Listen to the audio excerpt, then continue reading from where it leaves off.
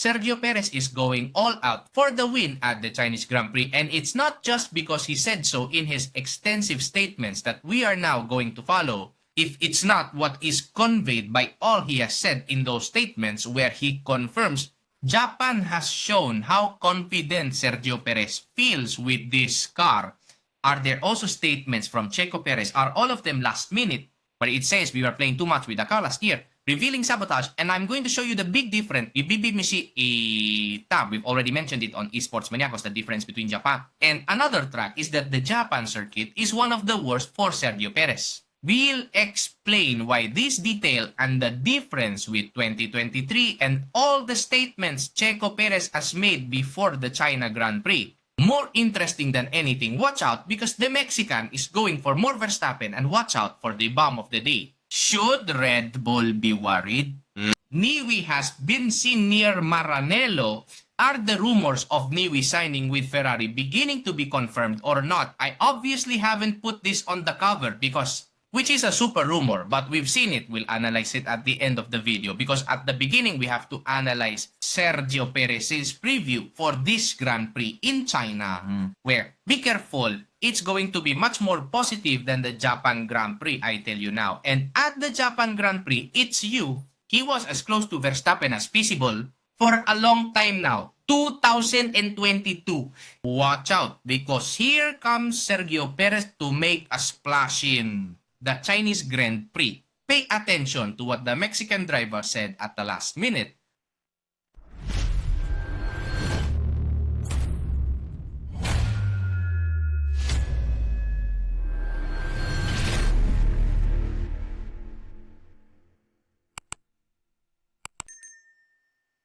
Welcome by Fanati's Formula 1 section. From YouTube, and all of this, as always, relates to and accompanies everything that's happening around the Chinese Grand Prix at the last minute. For example, we see how Ford is ramping up its production and its management from all the abilities to try to perform much better with this. We won't know what the Red Bull RB will be like in 2026, where Sergio Pérez, he will be the top candidate for the team's #1 driver. New data, look at this video which is very interesting, and Checo Perez is obviously key to evolving that fast car. You see, thanks to everyone who hits like 726 likes. Thank you very much to everyone. As good maniacs, thank you to all who go for Maniacs USA.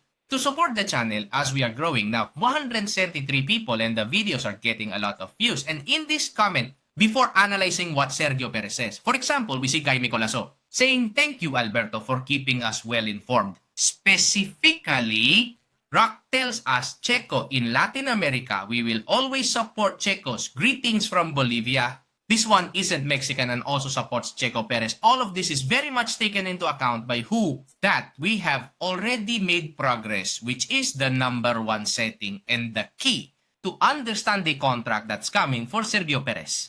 Greetings from Chihuahua, Mexico. Regards. Chihuahua, all of Mexico, and also Latin America, the United States, etc. Everyone says, "Alberto, it's not a bad idea that Ford says Mexican strength. It should stay with Red Bull. Ford is already further ahead in engine development for Red Bull. The stars Checo for Ford." And yes, it's true that Ford is doing very well. And I'll be to here after the video ends, as always, reading all the great number of comments. Thank you for making me feel so loved and for commenting on all the videos like this one. I also want you to comment on it. Time to analyze Checo Perez's situation. I insist, yes, Ford looks promising, but at no point are we selling the idea that we can win a World Cup in 2026. Ford's work is about Checo Pérez. Why? Because Checo Pérez could be the driver who makes it evolve. The fastest engine in all of history. Teva in the first year has an engine 1 that is, let's not expect Checo to win the World Championship, but yes, that Checo with his great work of evolution can achieve it. Check out that video, seriously, it's very telling, just like all the insights from the big ex-magnetics who are great connoisseurs of the Formula 1 world. It's something to really consider. And double statements, okay, we'll also analyze it with telemetry when the time comes. And at the end of the video, for all my geeky obsessives here at the corner bar, we'll analyze this rumor that's a rumor, but I've never seen it in Maranello. Be careful, I'll leave it there and then we'll pick it up with tweezers and rebut it, okay? Checo Pérez, what he said before the China Grand Prix. We were playing too much with the car, referring to last year. At Checo Pérez, who feels very comfortable, it must be said. And a great prize is coming that will be much better for him. We'll see when we analyze Checo Pérez's preview with Telemetriano. Max, we're playing too much with the car. We were playing too much with the car, Checo says. And just going over it, and I think we now have a much better foundation. We are much happier if the weekends just go by, says Sergio Pérez. Last year, we were at a point in our season where nothing was working. When you're in it, you just spin around and around as if saying I was spinning just for the sake of it, and now I'll show you on telemedia. Then we discovered at the end, towards the end of the year, what was better, right? What a coincidence, the end of the year. Just take a step back and don't try to chase the setup too much. Because then you start compromising other things. And I think that's been the case this year. I feel much more comfortable, much happier, and little by little, I'm regaining confidence.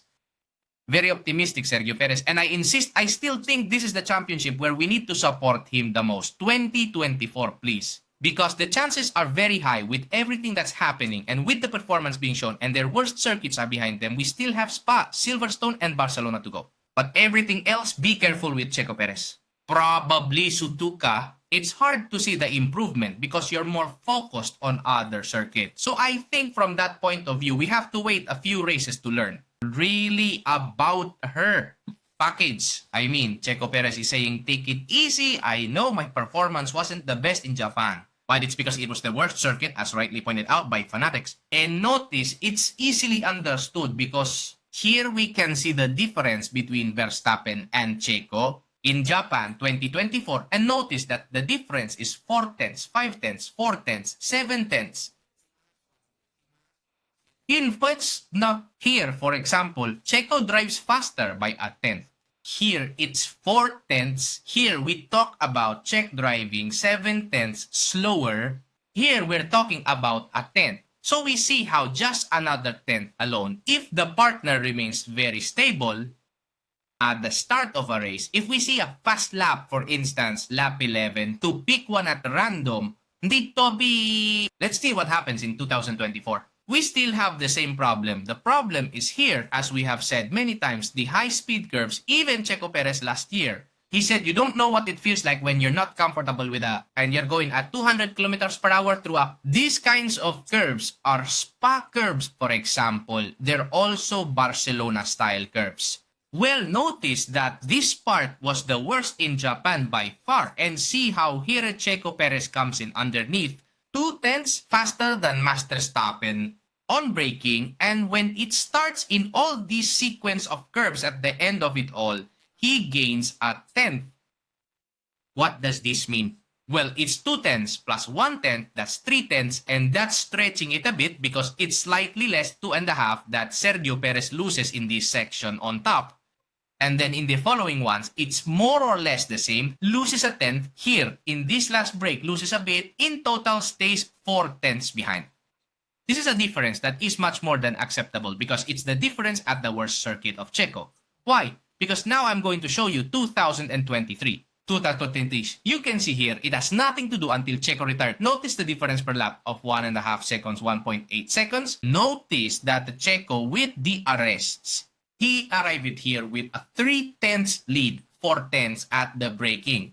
I'm putting the same part of the circuit for you, and at the end of what I compared before, which was 3 tenths, notice here it reaches 4 tenths behind, and here it reaches 4 tenths, almost 3.5 ahead. Cover it up, it's 7.5 tenths. Number 8, let's say he's halfway through Max Verstappen's time. Comparing 2023 to 2024 is complete madness. That's why I wanted to show it. Because that's the detail that references Checo. And also here in Soy Motor, they cover another part of the last minute statements that are not covered here on mediotempo.com, right? Perez gains confidence with the RB20. Japan showed me how secure I feel with the car. They're different but follow the same line. It tells me how confident I feel with the car in the Japanese Grand Prix. Sexy. It's exciting to return to China. It feels like it's been a long time since we were last there. Remember that Checo Hasn't he raced with Red Bull there? I've never driven a Red Bull on that track, says Sergio Pérez. So it will be fun. It's a tough circuit, but I believe we've shown that we have a car to compete in most places with the RB20. Japan has shown me how confident I feel with this car and the performance I can get out of it. Places where I had issues last season, do you see how they are very focused? Are you very concentrated, Sergio Pérez? And I want you to see how Sergio Pérez has been in Milton Keynes, while Verstappen wasn't, though. That's also the key point.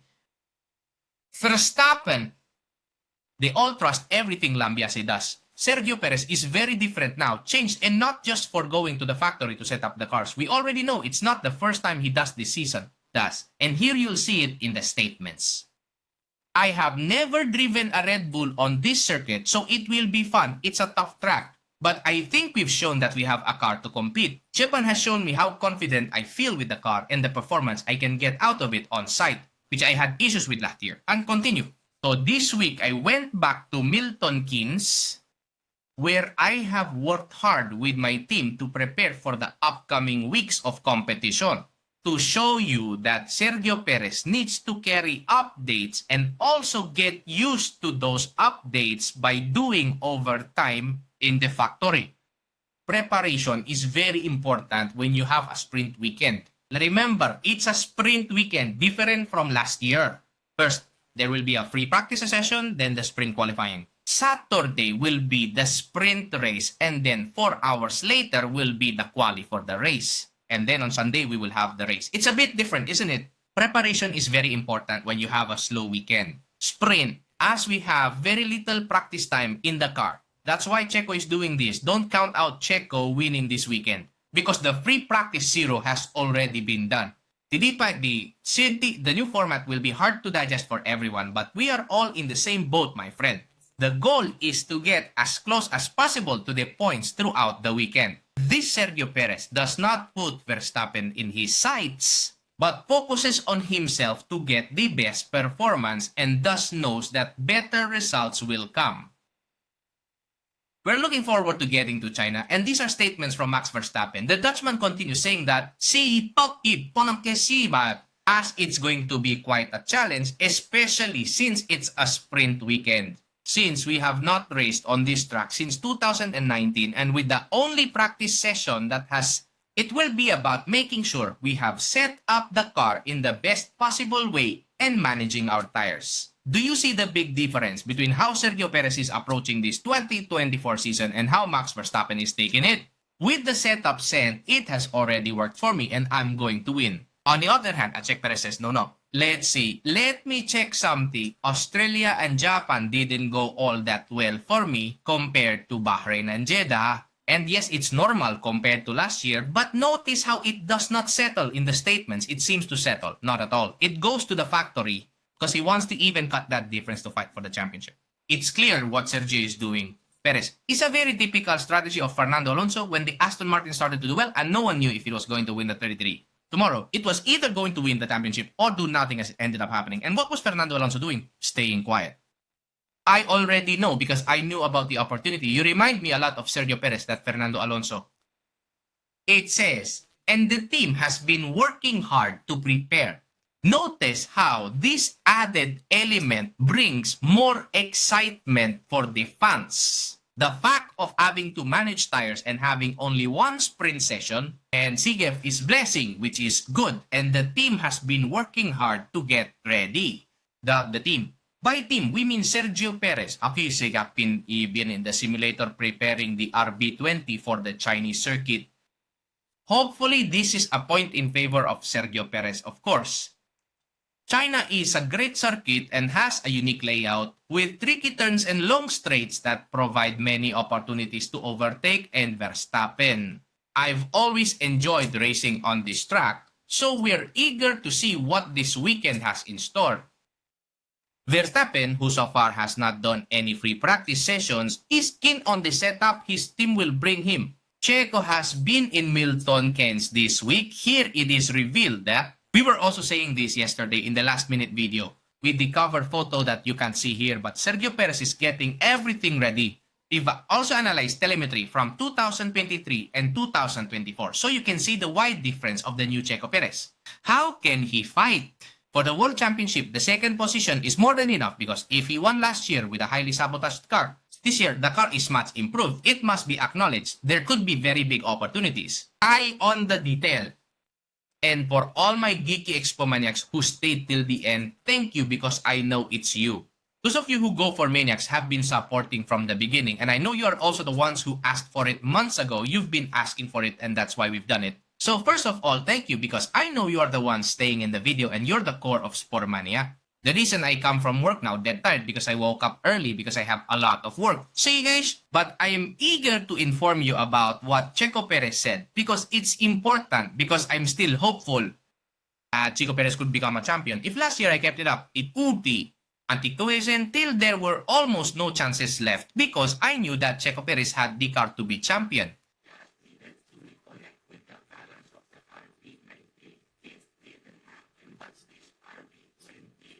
It seems that things are working quite differently, at least not because of Christian Horner's support, make no mistake. Iyan din ang mistake, but more for what Checo Perez has done, all the training in the simulator and all the commitment with what that entails, putting his family aside a bit, right? And his children, his wife, whom he loves so much, right? I mean, let's appreciate everything Sergio Perez is doing. And to value how sad it is that then the press won't stop talking trash when Sergio Perez is there, head down in the simulator. Keep talking, one day karma will pay me back. Not to have a Nico Rosberg in the 2024 championship and I have to grab express tickets to Mexico to celebrate with moles should Red Bull worry. Ni Wisin near Maranello, I insist, we are already entering the rumor phase. Po ira papatya iro. But according to Automotor Report means that we already know what it's worth. I think it has become quite clear. Well, he said he's seen Adrian Newey in Maranello. For now, the high-level designer seems to stay in his position at Red Bull Racing. But that doesn't mean it's not exploring its options, according to Automotor and Sport.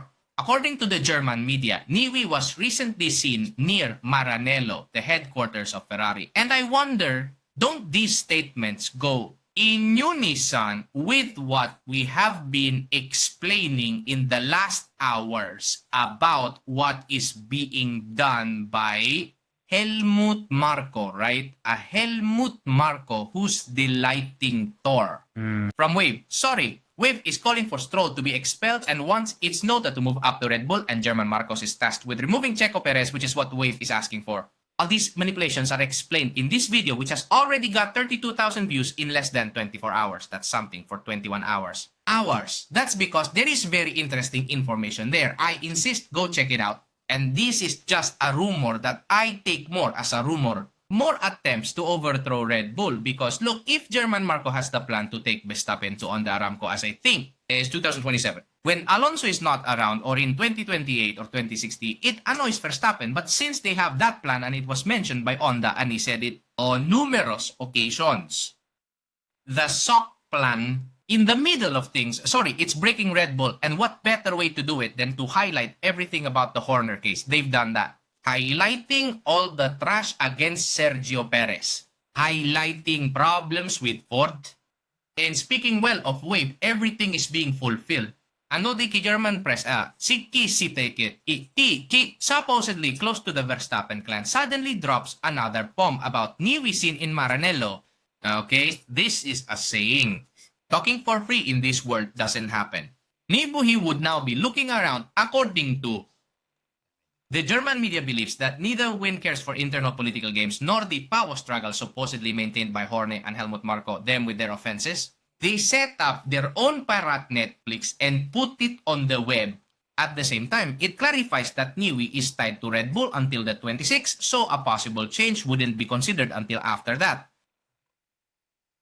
That things are serious for Newey depends on a recent visit to Italy. Apparently, the 65-year-old Brit was seen at the Bologna airport, just 40 kilometers from Maranello, home of Ferrari, okay? Niwi near Maranello is worth almost 25 miles. Niwi has been linked to a signing with Ferrari on several occasions. That's true. And also with the blank check from Aston Martin, which wants to fatten up everything that is Aston Martin Stroll Sr. to sell it cheaper. Last year, he also confirmed that he had talks with the Italian Jewish community, but he wasn't thrilled about moving with his family. Rumors intensified when his wife, Amanda Niwi, liked a tweet saying her husband should leave too close. Si du se alltid isikti na. We've left it for the end, the tabloid press. And what Formula 1 is becoming. Obviously, always takes a backseat and the top stories are more important. Like Checo's telemetry showed, and you guys really like that, sports fans. And it's normal because it shows Checo is strong. I am very excited. I can't wait for the free practice one and this sprint format that Verstappen doesn't like. Verstappen, who hasn't done the free practice zero, hasn't prepared. Ready and Check has been in the factory? Well, listen, what do you want? Chit chat. I'll stick to reading your comments. Notice what Mitamuro says. He says how beautiful it sounds from your mouth, Alberto. I think Forza knows that Checo stays and Max leaves at least on Sunday. 26, and of course they know it from 4. That's why, support, attention. Perez, notice position 4. In Mael, they're doing this when you see it. If you don't understand, just, we fight for the police. Pole position goes to the first to comment. The second, third in case it comes to fourth and says, greetings from Orlando, Florida. Big Orlando, big Florida. Big shout out to Inmael, a hello and a hug for all of you. Also for Mari Carmen, who was very happy that we greeted her. That Alberto is one more. This is Sportmaniacs. We're all at the corner bar, that's for sure. Yes, buy me a toothbrush. It's a joke. And well, now you can see Checo signed for 2 years. This is a blue for now. It's expanding a lot. This news is spreading since Bigs. Just so you know, for now, I have to. It's not official. We'll say it when it is official. And if I think it's going to be official. And yes, I think it's going to be 3 years. And yes, we all know Ford. If not, says goodbye. Very good. With him. Stop playing the interesting man, Mr. Helmut Marko. Stop spewing nonsense through the media, right? Let's get serious. Let's do things the right way. Let's speak the truth. Sergio Pérez is the cornerstone of the citizenship project. I keep friends, both male and female, reading more comments because there have been a lot of comments lately and I want to read them all. I read them all and I don't stop. And I read them all until there are no more. Notice here they even come up filtered. And I have to filter them out so they don't come up. So, nothing friends, I'll stay here reading whether it's Sergio Pérez or whatever, right? You guys are hilarious. I'll leave it there. I'll stay reading your comments. Thanks for giving me this little moment of commenting that I read that I feel accompanied, that what I insist on, I've been working a lot lately and I need this. Not just for the likes, which I also appreciate a lot. When I see many likes, I think this video was liked and I feel good. But not just that, when I see the comments, that's when I take pride in what we are at eSportMania. And that we've come many months, even more than a year, this strong defense project for Hispanic pilots, keeping in touch almost daily. For me, I am my family. And I can't go a day without making videos. Something inside me would be missing from my life. On my part, it would go out. So thank you for being part of me. I insist as I tell Mari Carmen, Alberto is one more. And super proud to be part of this movement supporting Hispanic pilots in Formula 1. Buti pa with sports fanatics and the corner bar. I hope that one day we can truly come together physically and to make that drink at the bar on the corner we've been talking about. Thanks to everyone for being nuts. Stay reading them in the comments.